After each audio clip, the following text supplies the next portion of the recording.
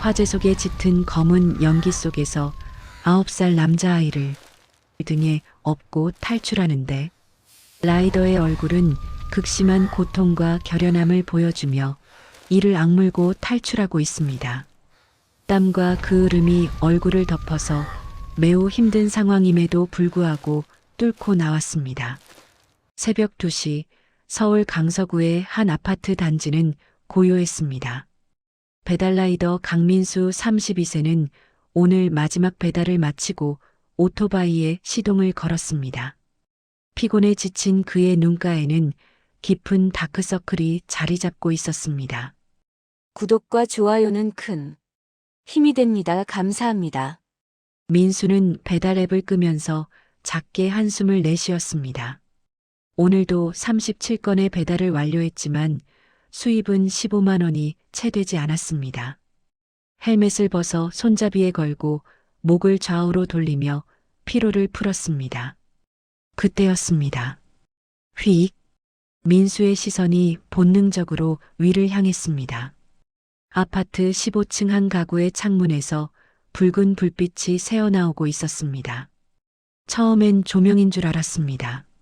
하지만 곧 그 빛이 흔들리며 커지는 것을 보고 깨달았습니다. 불이야. 민수의 심장이 빠르게 뛰기 시작했습니다. 그 순간 비명소리가 고요한 새벽을 찢었습니다. 사람 살려. 누구 없어요. 목소리는 아이의 것이었습니다. 민수는 즉시 핸드폰을 꺼내 119에 신고했습니다. 여기 강서구 화곡동 푸른마을 아파트 1502호에서 화재가 났어요. 빨리 와주세요. 신고를 마친 민수는 망설임 없이 아파트 입구로 달려갔습니다. 엘리베이터는 위험했습니다. 비상계단으로 향했습니다. 계단을 오르며 민수의 다리는 점점 무거워졌습니다. 하루 종일 배달로 지친 몸이었지만 멈출 수 없었습니다. 12층, 13층, 14층. 숨이 턱까지 차올랐습니다. 드디어 15층에 도착했을 때 복도는 이미 연기로 자욱했습니다. 민수는 상의를 벗어 코와 입을 가리고 1502호를 향해 몸을 낮추고 달렸습니다. 현관문은 열려 있었습니다. 내부는 검은 연기로 가득했고 타는 냄새가 코를 찔렀습니다. 민수는 눈을 가늘게 뜨고 안으로 들어갔습니다. 여기 누구 있어요? 민수의 외침에 작은 기침 소리가 들렸습니다. 소리를 따라가자 거실 한쪽 구석에 9살 정도로 보이는 남자아이가 쪼그리고 앉아 있었습니다. 아이는 연기를 마셔 기침을 하고 있었고 눈물과 콧물로 범벅이 되어 있었습니다. 괜찮아. 내가 구해줄게. 민수는 아이를 등에 업었습니다. 아이의 작은 손이 민수의 목을 꽉 감았습니다. 민수는 다시 현관문으로 향했습니다. 그런데 그 순간이었습니다. 콰르릉. 천장 일부가 무너져 내렸습니다. 민수는 반사적으로 아이를 감싸며 몸을 웅크렸습니다. 뜨거운 파편들이 민수의 등과 팔에 쏟아졌습니다. 순간 살같이 타는 듯한 극심한 통증이 밀려왔습니다. 으악! 민수는 비명을 참으며 이를 악물었습니다. 아이를 놓칠 수 없었습니다. 마지막 힘을 다해 비상계단으로 나왔습니다. 계단을 내려가는 민수의 다리는 후들거렸습니다. 통증과 피로가 한계에 달했지만 아이의 무게만큼은 놓지 않았습니다.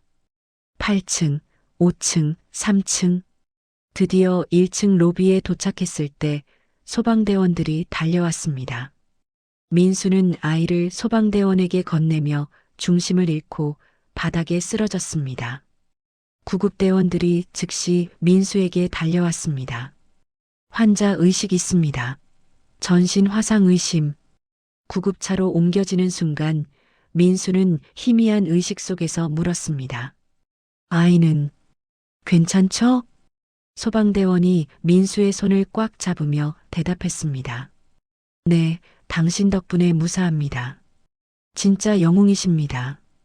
그 말을 듣고 민수는 안도의 미소를 지으며 의식을 잃었습니다. 구급차 사이렌 소리가 새벽의 정적을 가르며 병원을 향해 달려갔습니다. 민수가 눈을 떴을 때는 이틀이 지난 후였습니다. 눈앞에는 하얀 천장과 의료기기들이 보였습니다. 몸을 움직이려 하자 전신에서 찌릿한 통증이 밀려왔습니다. 작은 신음의 옆에 있던 간호사가 다가왔습니다. 수진 간호사 28세는 부드러운 목소리로 말했습니다. 강민수 환자분, 정신 차리셨어요? 잠시만요. 담당 선생님 모셔올게요. 잠시 후 김태연 의사 42세가 병실로 들어왔습니다. 그는 차트를 확인하며 민수에게 설명했습니다. 강민수 환자분, 저는 화상외과 김태연입니다. 환자분은 전신 23%의 이도 화상을 입으셨습니다. 주로 등과 양팔 그리고 목 부분이죠. 민수는 떨리는 목소리로 물었습니다. 치료는 얼마나 걸리나요? 김태연 의사는 잠시 망설이다 대답했습니다. 최소 석 달은 입원 치료가 필요합니다. 감염 관리가 중요하거든요. 그리고 의사는 말을 멈췄습니다. 민수는 불안한 마음으로 물었습니다. 그리고요? 현재까지 발생한 치료비가 약 1,200만 원입니다. 앞으로 추가 치료비와 입원비를 고려하면 민수의 얼굴이 창백해졌습니다. 그는 핸드폰을 달라고 했습니다. 은행 앱을 켜서 확인한 잔액은 47만 원. 민수는 절망에 빠졌습니다. 실손보험 같은 건 없으세요? 수진 간호사가 조심스럽게 물었습니다. 민수는 고개를 저었습니다.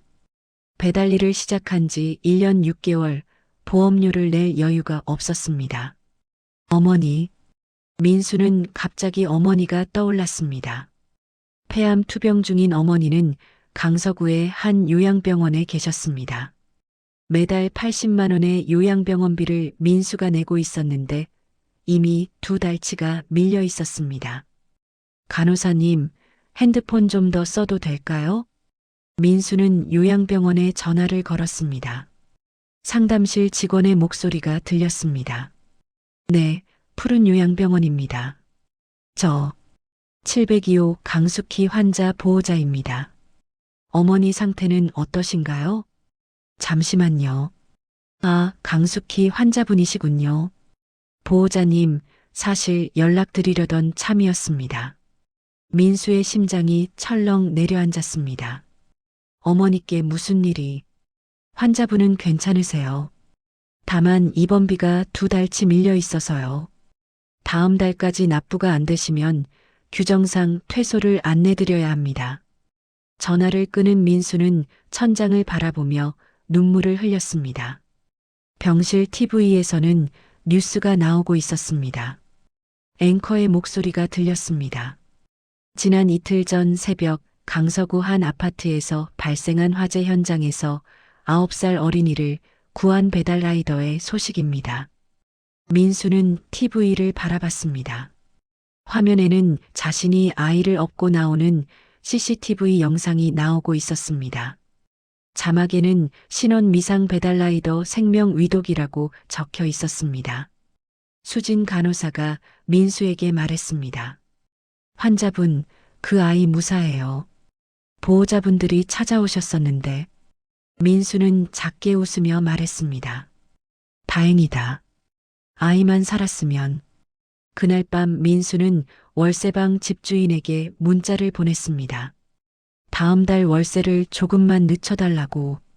하지만 돌아온 답은 냉정했습니다. 환자분 사정은 이해하지만 저도 사정이 있습니다. 계약서대로 해주세요. 민수는 핸드폰을 내려놓고 팔에 감긴 붕대를 바라봤습니다.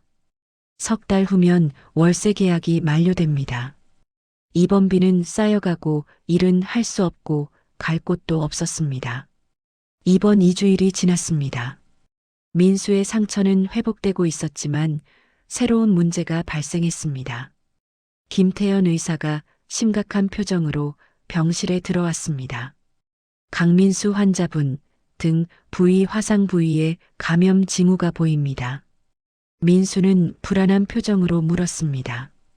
그럼 어떻게 해야 하나요? 추가 수술이 필요합니다. 감염된 조직을 제거하고 피부 이식을 해야 해요. 예상 비용은 800만 원 정도입니다. 800만 원. 민수에게는 천문학적인 금액이었습니다. 민수는 떨리는 목소리로 물었습니다. 선생님, 수술 안 하면 어떻게 되나요?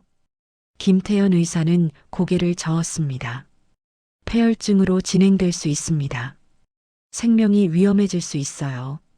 잠시 후 원무과 직원이 병실을 찾아왔습니다. 정미경 주임 35세는 서류를 들고 말했습니다. 강민수 환자분, 현재 체납 금액이 1,500만 원입니다. 저희 병원에서는 선치료 후결제가 가능하지만 보증인이 필요합니다. 민수는 고개를 숙였습니다. 연락할 가족은 요양병원에 계신 어머니뿐이었습니다. 친구들도 있었지만 2년 전 사업 실패로 빚을 갚지 못한 이후 연락이 끊겼습니다. 보증인이 없는데요. 정미경 주임은 난처한 표정을 지었습니다. 그럼 일단 일반 병실로 옮기시는 건 어떠세요? 비용이 좀 줄어들 텐데요. 일반 병실도 하루 15만 원이에요.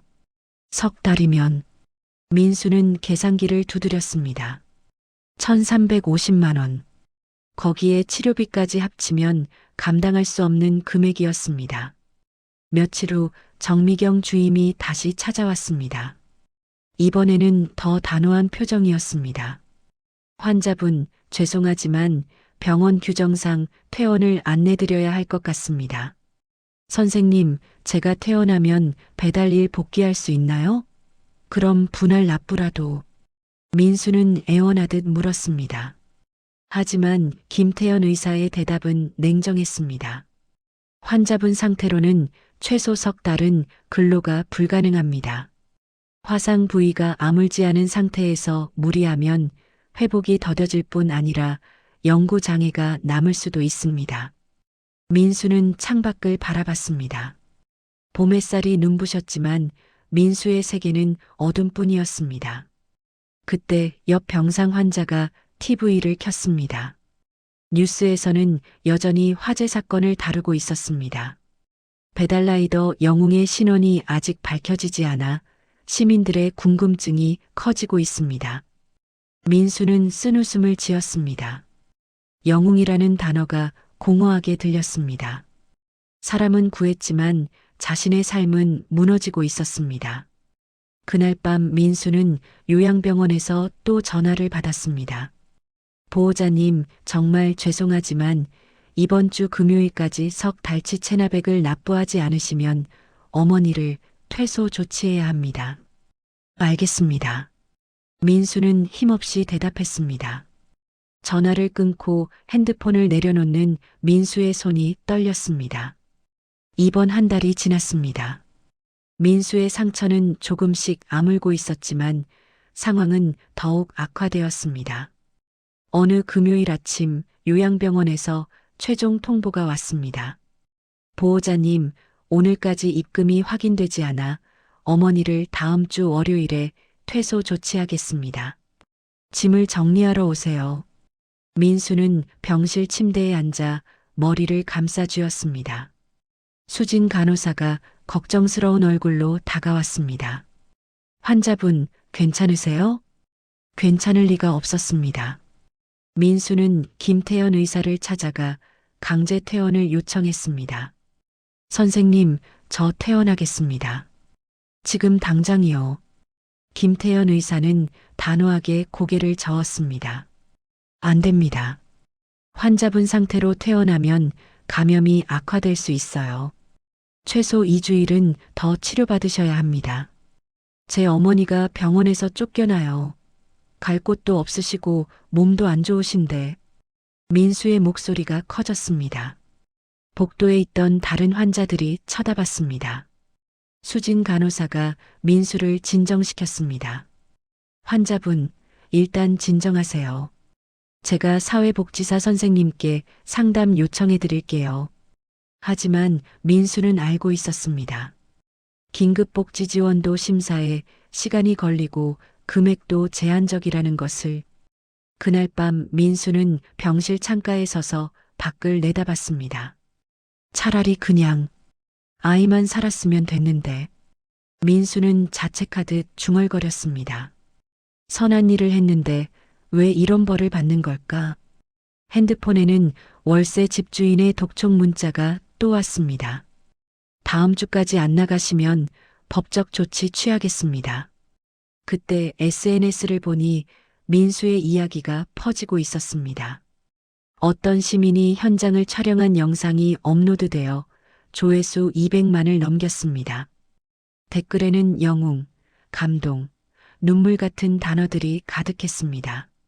하지만 정작 그 영웅은 병원비도 못 내고 쫓겨날 처지였습니다.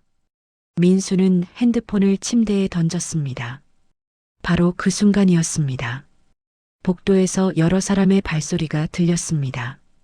그리고 누군가 민수의 병실 문을 노크했습니다. 강민수 환자분 계신가요? 민수는 눈물을 닦고 문을 열었습니다. 문 밖에는 정장을 입은 중년 남성과 20여 명의 사람들이 서 있었습니다. 남성의 나이는 60대 중반으로 보였고 품이 있는 인상이었습니다. 저희가 찾고 있던 분이 맞으신가요? 남성의 눈에는 눈물이 가득했습니다. 남성은 천천히 민수에게 다가왔습니다. 그리고 갑자기 무릎을 꿇었습니다. 손주를 살려주신 은인.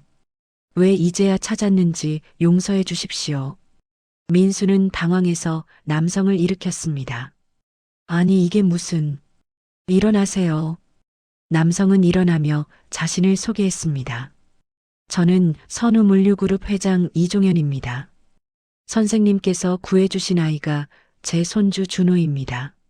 민수는 깜짝 놀랐습니다. 선우물류그룹은 국내 3대 물류기업이었습니다. 이종현 회장은 계속 말했습니다. 화재 당일 아이 부모는 해외 출장 중이었습니다. 저희 부부도 프랑스에 있었고요. 아이는 친척 집에 맡겨졌는데 그날 밤 혼자 집에 가겠다고 했답니다. 회장의 목소리가 떨렸습니다. 연락이 안 돼서 귀국했더니 아이가 병원에 입원해 있다는 소식을 들었습니다. 그제서야 뉴스를 받고 은인을 찾기 시작했습니다. 이종현 회장 뒤에 있던 여성이 앞으로 나왔습니다. 아이 어머니인 박혜진 38세였습니다. 그녀도 눈물을 흘리며 말했습니다. 정말 감사합니다. 선생님이 아니었다면 우리 준호는. 민수는 어색하게 손을 흔들었습니다. 아니에요. 당연한 일을 했을 뿐입니다. 이종현 회장은 비서에게 무언가 지시했습니다. 곧 김태현 의사가 병실로 들어왔습니다. 회장이 의사에게 말했습니다. 이분의 모든 치료비를 제가 부담하겠습니다. 그리고 가장 좋은 병실로 옮겨주세요. 민수는 황급히 손을 저었습니다. 아니, 그건 너무. 이종현 회장은 민수의 손을 꽉 잡았습니다. 선생님, 제 손주 목숨값입니다. 이것만으로는 부족합니다. 잠시 후 원무과 정미경 주임이 달려왔습니다. 그녀는 놀란 표정으로 말했습니다. 강민수 환자분 모든 체납액이 결제되었습니다. 그리고 향후 치료비 5천만 원이 선입금되었습니다. 민수는 믿을 수 없다는 표정으로 이종현 회장을 바라봤습니다. 회장은 다시 말했습니다. 그리고 어머님 요양병원비도 확인했습니다. 5년치를 미리 납부해 두었습니다. 민수의 눈에서 눈물이 흘러내렸습니다. 회장님, 이럴 필요까지는. 이종현 회장은 고개를 저었습니다. 선생님, 이게 끝이 아닙니다. 평생 책임지겠습니다. 선생님께서 원하시는 것이 있으면 무엇이든 말씀해 주세요. 민수는 아무 말도 할 수 없었습니다. 며칠 전까지만 해도 절망 속에 있었는데 갑자기 모든 것이 해결되었습니다. 수진 간호사도 눈물을 글썽이며 웃고 있었습니다. 그날 오후 민수는 VIP 병실로 옮겼습니다. 넓은 1인실에는 최신 의료기기와 편안한 침대, 그리고 소파까지 있었습니다. 창밖으로는 한강이 보였습니다. 저녁에는 이종현 회장이 직접 준비한 식사가 배달되었습니다. 민수는 석 달 만에 제대로 된 식사를 했습니다. 그날 밤 민수는 어머니께 전화를 걸었습니다. 어머니, 저예요. 민수야, 요양병원에서 갑자기 5년치 입원비가 입금됐다는데 무슨 일이니? 민수는 눈물을 흘리며 그동안의 일을 설명했습니다. 어머니도 울먹이며 말했습니다. 우리 아들 착한 일 하더니 복 받는구나. 그날 밤 민수는 오랜만에 편안하게 잠들었습니다. 입원 2달이 지났습니다. 민수의 화상은 거의 다 나았고 퇴원 날짜가 잡혔습니다. 석 달 만에 퇴원이었습니다. 퇴원 전날 밤 이종현 회장이 병실을 찾아왔습니다. 내일 퇴원 축하드립니다. 그런데 제가 작은 선물을 준비했는데 받아주시겠습니까? 민수는 손사래를 쳤습니다. 회장님, 이미 충분히 받았습니다. 이종현 회장은 웃으며 서류 봉투를 건넸습니다. 민수가 열어보니 아파트 전세 계약서였습니다. 강서구 신축 아파트 84제곱미터입니다. 전세금은 제가 부담했습니다. 민수는 손이 떨렸습니다. 평생 월세방에서 살았던 그에게 아파트는 꿈 같은 일이었습니다. 드디어 퇴원 날이 밝았습니다. 오전 10시 민수는 퇴원 수속을 마치고 병원 로비로 나왔습니다. 그런데 밖에서 굉음 같은 소리가 들렸습니다. 부르릉, 부르릉. 민수가 자동문을 나서는 순간 눈앞의 광경에 얼어붙었습니다. 병원 앞 도로에 1,500대가 넘는 배달 오토바이들이 도열해 있었습니다. 빨간색, 파란색, 초록색 온갖 색깔의 배달용 상자를 단 오토바이들이 줄지어 서 있었습니다. 맨 앞에 서 있던 배달 라이더가 헬멧을 벗으며 다가왔습니다. 김성훈 45세, 전국배달라이더연합회 회장이었습니다. 강민수 형님, 우리의 자랑입니다. 그 외침과 함께 1,500명의 라이더들이 일제히 박수를 쳤습니다. 우레와 같은 박수 소리에 민수는 눈물을 흘렸습니다. 라이더들은 민수에게 꽃다발을 건넸고 누군가는 어깨를 두드렸습니다. 형님 덕분에 우리 배달라이더들 위상이 올라갔습니다. 우리도 영웅이 될 수 있다는 걸 보여주셨어요. 민수는 감동의 눈물을 흘리며 라이더들과 악수를 나눴습니다. 그런데 그 순간이었습니다. 잠깐만요. 여기 기자입니다. 어디선가 취재진들이 몰려왔습니다. 10여 개 방송사 카메라가 민수를 향했고 플래시가 터졌습니다. 강민수 씨, 소감 한마디 해주세요. 지금 기분이 어떠세요? 민수는 갑작스러운 상황에 당황했습니다. 카메라 플래시가 계속 터지고 마이크들이 얼굴 앞으로 쏟아졌습니다. 저는 그냥 민수는 제대로 말을 잇지 못했습니다. 그날 뉴스는 민수의 퇴원 소식으로 도배되었습니다. 하지만 문제는 그 다음부터였습니다. 며칠 후 민수는 새 아파트로 이사했습니다. 어머니도 요양병원에서 나와 함께 살게 되었습니다. 하지만 SNS에는 이상한 댓글들이 달리기 시작했습니다. 재벌줄 잘 됐네. 역시 세상은 운빨이지. 아파트까지 얻어냈다며? 키읔키읔키읔 진짜 목적이 뭐였을까? 저런 거 다 계산하고 구한 거 아니야? 악플은 점점 늘어났습니다.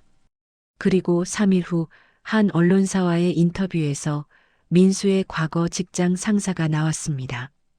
최진혁 45세, 민수가 5년 전 일했던 택배회사 팀장이었습니다. 강민수? 그 친구 원래 사고뭉치였어요. 맨날 지각하고 실수 많이 해서 잘났죠. 사실이 아니었습니다. 민수는 근무 태만이 아닌 회사 구조 조정으로 정리해고되었습니다. 하지만 방송이 나간 후 여론은 급격히 나빠졌습니다. 민수는 집에서 핸드폰을 보다가 손이 떨렸습니다. 악플들은 점점 악랄해졌습니다. 제가 잘못했나요? 그냥 아이를 구했을 뿐인데. 그날 밤 민수는 스트레스로 화상 부위에 두드러기가 났습니다. 가려움증과 통증이 동시에 밀려왔습니다. 결국 응급실에 실려갔습니다. 응급실에서 치료를 받는 민수를 본 이종현 회장은 분노했습니다. 이튿날 아침 회장은 직접 기자회견을 열었습니다. 저는 선우물류그룹 회장 이종현입니다. 먼저 제 손주를 구해주신 강민수 씨를 비방하는 모든 발언에 대해 법적 대응을 하겠습니다. 회장의 목소리는 단호했습니다. 강민수 씨는 아무런 대가도 바라지 않고 제 손주를 구했습니다. 병원비조차 감당 못하는 상황이었고 저희가 뒤늦게 찾아가 도움을 드린 것입니다. 기자회견 영상은 순식간에 퍼졌습니다. 그리고 그날 오후 배달앱 5개 기업이 연합 성명을 발표했습니다. 우리는 강민수 씨를 전국 배달라이더 명예 홍보대사로 위촉합니다. 이어서 구조된 아이 준호가 직접 쓴 편지가 공개되었습니다. 민수 아저씨는 제 영웅이에요. 아저씨가 없었다면 전 이 세상에 없었을 거예요. 나쁜 말하는 사람들 제발 그만해 주세요. 9살 아이의 진심 어린 편지에 여론은 다시 반전되었습니다. 전국 배달라이더들은 자발적으로 민수형 지키기 캠페인을 시작했습니다. 악플러들의 신원이 특정되기 시작했습니다. 이종현 회장의 법무팀은 15명을 명예훼손으로 형사 고소했습니다. 전 직장 상사 최진혁도 그 명단에 포함되었습니다. 일주일 후 선우물류그룹 인사팀장이 민수를 찾아왔습니다. 강민수 씨, 저희 그룹에서 물류안전팀 고문으로 모시고 싶습니다. 민수는 놀라서 물었습니다. 저 같은 사람이요? 인사팀장 정수연 42세는 웃으며 말했습니다. 선생님의 용기와 책임감이 필요합니다. 전국 배달 및 물류 종사자들의 안전 교육을 담당해 주세요. 민수는 제안서를 받아들었습니다. 연봉은 8천만 원이었습니다. 평생 배달 일로 한 달에 200만 원도 못 벌던 민수에게는 상상도 못할 금액이었습니다. 6달이 흘렀습니다. 민수의 삶은 완전히 달라졌습니다. 선우물류그룹 물류안전팀 고문으로 근무하며 전국을 다니며 배달라이더들에게 안전교육을 하고 있었습니다. 어머니 강숙희 65세는 건강을 많이 회복했습니다. 새 아파트 거실에서 TV를 보며 웃고 계셨습니다. 민수가 퇴근하자 어머니가 말했습니다. 아들, 오늘 준호 오는 날이지? 네, 오후 5시에 온대요. 시계가 오후 5시를 가리킬 때 초인종이 울렸습니다. 문을 열자 준호 9세가 밝은 얼굴로 서 있었습니다. 삼촌, 보고 싶었어요. 준호는 이제 민수를 삼촌이라고 불렀습니다. 이종현 회장도 민수를 가족처럼 대했습니다. 준호는 민수의 손을 잡고 거실로 들어왔습니다. 저녁 식사 시간 민수는 어머니와 준호와 함께 식탁에 앉았습니다. 평범하지만 행복한 저녁 시간이었습니다. 삼촌, 전 오늘 학교에서 발표했어요. 제 영웅에 대해서요. 그래, 뭐라고 발표했는데? 제 영웅은 민수 삼촌이에요.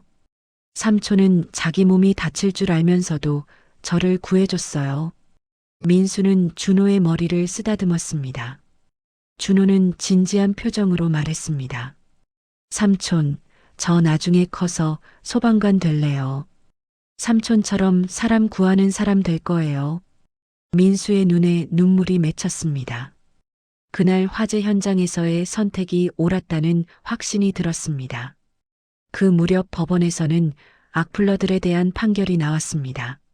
3명은 벌금 500만 원씩을 선고받았고 전 직장 상사 최진혁은 명예훼손으로 벌금 800만 원과 사회봉사 200시간을 선고받았습니다.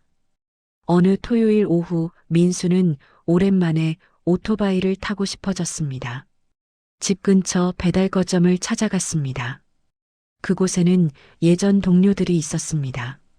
형님, 오랜만이에요. 동료들은 민수를 반갑게 맞았습니다. 민수는 배달 앱을 켜봤습니다. 이제는 배달을 하지 않지만 가끔 그리워질 때가 있었습니다.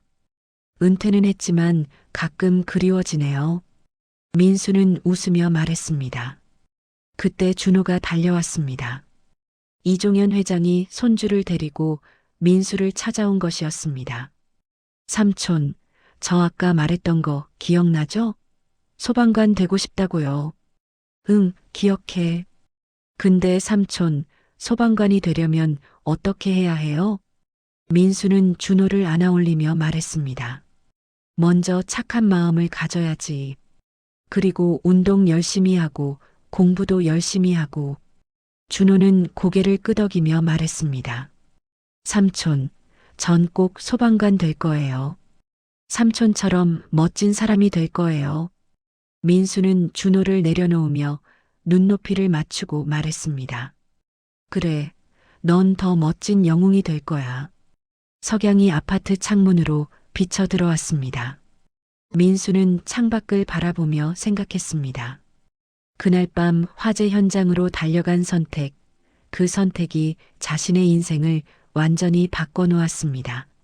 사람을 구한다는 건 돈이나 명예가 아니라 양심의 문제였습니다. 민수는 가슴에 손을 얹었습니다. 그곳에는 여전히 화상 흉터가 남아 있었습니다. 하지만 그 흉터는 이제 자랑스러운 상처였습니다.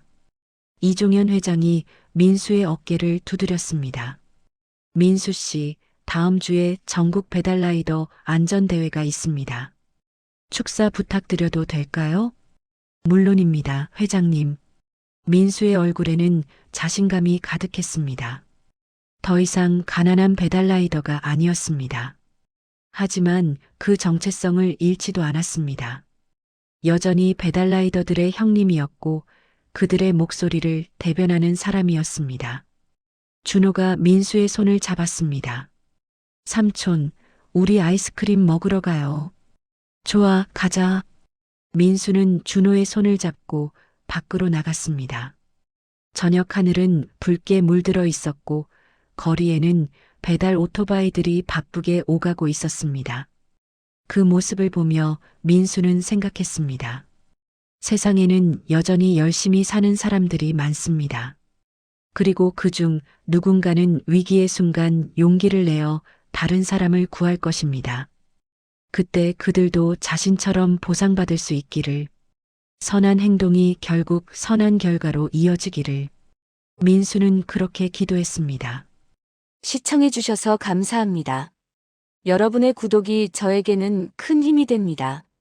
따뜻한 이야기 앞으로도 계속 전해드리겠습니다. 구독과 응원 진심으로 감사드립니다.